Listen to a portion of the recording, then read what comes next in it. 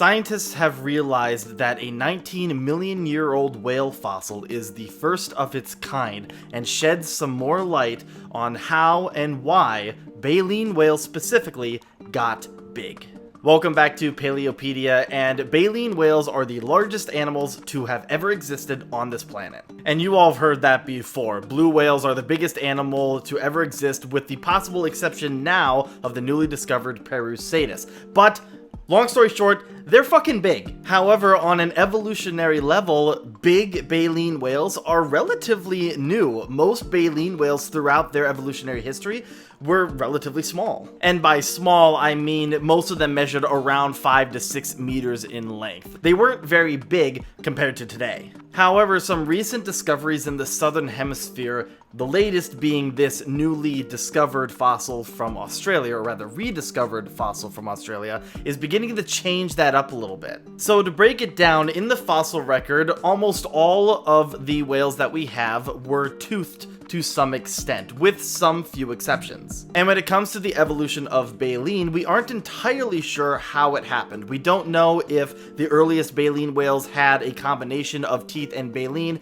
and slowly they had more baleen and less teeth, or if they lost their teeth entirely and baleen came in later. Regardless of how baleen ended up evolving, what we do know is that the earliest representatives of baleen whales lived between 18 and 23 million years ago. And most of these baleen whales, like I mentioned, were only around 5 to 6 meters in length, and scientists thought that these whales kept this smaller size until the first of the ice ages, which began around 2.5 to 3 million years ago. The idea stems from the fact that colder water is more biologically productive, and as the planet cooled at the beginning of the ice age phases of the planet's history, whales, baleen whales specifically, became more migratory as they started following these food sources further north into colder waters. And as these whales became more migratory, they started gradually getting bigger, as being bigger allows you to maintain heat when you're in colder waters at the poles, as well as allows you to retain energy during the months that you're closer to the equator during the breeding season. And once whales started getting bigger, they kept getting bigger and bigger until we got to the modern species that we have today. So this was the generally accepted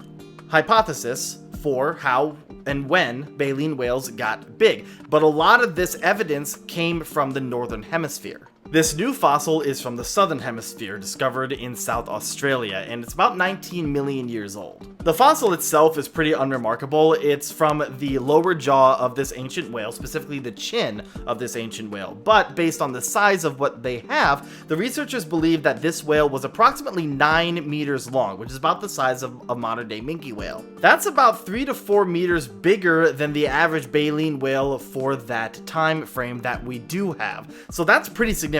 So this larger baleen whale from a time frame where most other baleen whales were relatively small is interesting, because it kind of lines up with when the Antarctic circumpolar current began to intensify. For those of you who do not know, the Antarctic circumpolar current, or ACC, is the current that surrounds Antarctica. The current itself began to form during the Eocene-Oligocene boundary around 34 million years ago, as Antarctica began to move over the South Pole. While there isn't a whole lot of information on it as far as I can tell, my best guess is that as Antarctica continued to move over the South Pole, the current itself began to intensify around the same time that this 19 million year old baleen whale was living. Since the ACC is an incredibly bioproductive current, it allowed these whales to begin to get bigger a lot earlier than we originally thought. The question now is, were baleen whales getting bigger more gradually over a much longer time frame,